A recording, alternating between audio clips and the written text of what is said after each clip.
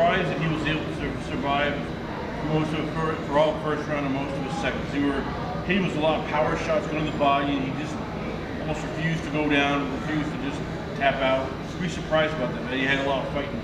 Yeah, he had a strong chin, that's for sure. I hit him with a couple heavy shots, and he didn't go down. And a couple of them that I caught him on, until I dazed him, and I still hit him with like 2 or 3 more right after that, and he didn't fall. So I was a little surprised about that. And but I mean, coming back off that, I feel like I did well, like transitioning to my wrestling from my striking and putting everything together pretty well to get the win. So when you had that the submission attempts early, was there part of you going, oh man, I kind of wanted to put this guy out with my hands though?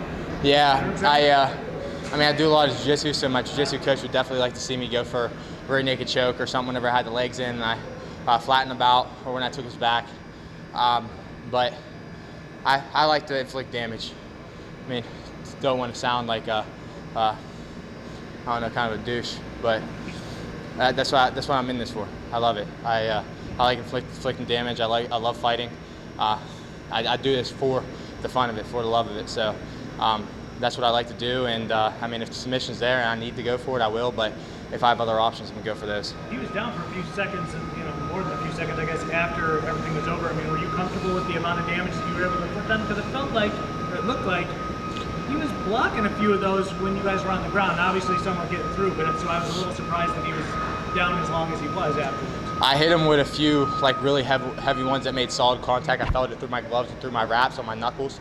So I know they hurt him, and he was cut up pretty bad too. I mean, he had a few cuts. He was bleeding. He had a pretty swollen up eye. I think both of them. I mean, that's not really what I'm trying to pay attention to, but I mean, I got the finish, so I mean, it is what it is. So for a guy that admits that he wants to inflict damage, were you comfortable with the amount of damage you were able to put on him? Yeah. Yeah. Yeah. So, I mean, I wish I could have got like a flush knockout on our feet, but things happen the way they do for whatever reason, and you got to adapt to those and carry on. You talk about working with your corner. I heard them call for the Uchimata in the wrestling, and you did it almost as soon as they said it. Yeah. Is that something you guys worked on for this camp? No, it's not something I work on. It's just something I was a wrestler growing up, and a lot of the times at practice, like sometimes I'll play defensive because people really don't shoot on me. And I mean, sooner or later, I'm going to come across somebody in MMA that's going to shoot on me. So sometimes I play a little more defense. And when somebody finally does shoot on me at practice, I usually go for a Uchimata if they go for a single leg or something right away. So that's where that came from. And he seen it was there. I had the whizzer in, and he had me pressed up against the cage after he reversed me. So it was there. I heard him say it. It's one of the few things I heard him say during the fight because I can't hear very well. But I went for it and I hit it perfectly. So. How tough is it to avoid not develop bad habits? Because as we saw, you were throwing a lot of power hooks, but you were, as I said, playing defense, not trying to overcommit, not trying to get wild. And a fight like this, where he's not really offering any offense, how tough is it to stay focused, be patient, not just develop habits? All right, just start, swing for the knockout or try wild moves because he's not, doing it. He's basically just a heavy bag. Yeah, he when we were watching his fights, he was kind of stiff, kind of awkward, hard to deal with. Those aren't, I mean, in film, like some of those fights, they look sloppy, but a lot of those guys, they're awkward, so they're hard to deal with. You can't usually strike with your normal technique. They kind of push you or bring you down a little bit. So kind of got to adapt to that. And when I was standing back and I was taking some pressure off myself, backing up a little bit, I was trying to let him provide some offense so I can hit him with some counter punches. Because if I'm just going in every single time and I'm pressing the action and he's just going for the counter, he's just swinging wild every time he comes in. He caught me a few times. So I was really trying to just, work my game plan the best I could and see how I could get the finish. But it ended up being on the ground, and sometimes that's the way it goes. So. Speaking of a finish, looks like you, at the beginning, you were going for either an armbar Kimura, but all of a sudden you just decided to get on top, so like ground and pound's not working bad.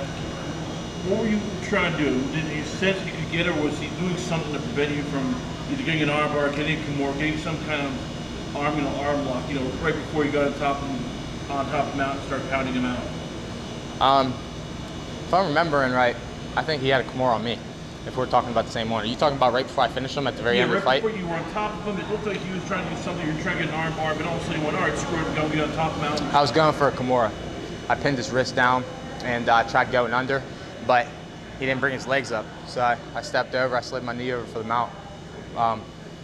I mean, he was a lot stronger than he looks too, a little resilient, so it was a lot harder to get than I thought. So that's another reason why I stepped over, to feel like I didn't want to waste any energy. And I slid over the mount. It was pretty easy. Got to finish. Last question for him is you're telling yourself is, how happy are you that it's now becoming like almost second thought? You're no longer thinking it's like, all right, well this happens, I can't do this, I'm gonna do this. And it's almost like brushing your teeth, go from one hit to the other. How happy are you that everything's now starting to become easier to recognize and just execute right off on the fly? Talk about transitioning from one thing to the other. Just everything in terms of, it seems like everything for you is becoming more easier, man. From the striking to wrestling, from the submission transition, that everything now is becoming fluid for you. Yeah, I mean, one of the things we work on at my camp, Mat Factory, is transitions. Whether it's wrestling, MMA, striking, whatever, the most important things most of the time are transitions. That's what win you fights, that's what win you wrestling matches, that's what win you everything. So, I mean, that's what we worked on whenever I was wrestling in high school and college. That's what we work on with MMA now. So, I mean, I see a lot of guys that are really good strikers, really good wrestlers, but they can't put it together. They're doing one or the other. And when you watch them fight, you can tell when they're about to transition from one to the next. They go from completely striking to completely wrestling, and it's easy to tell.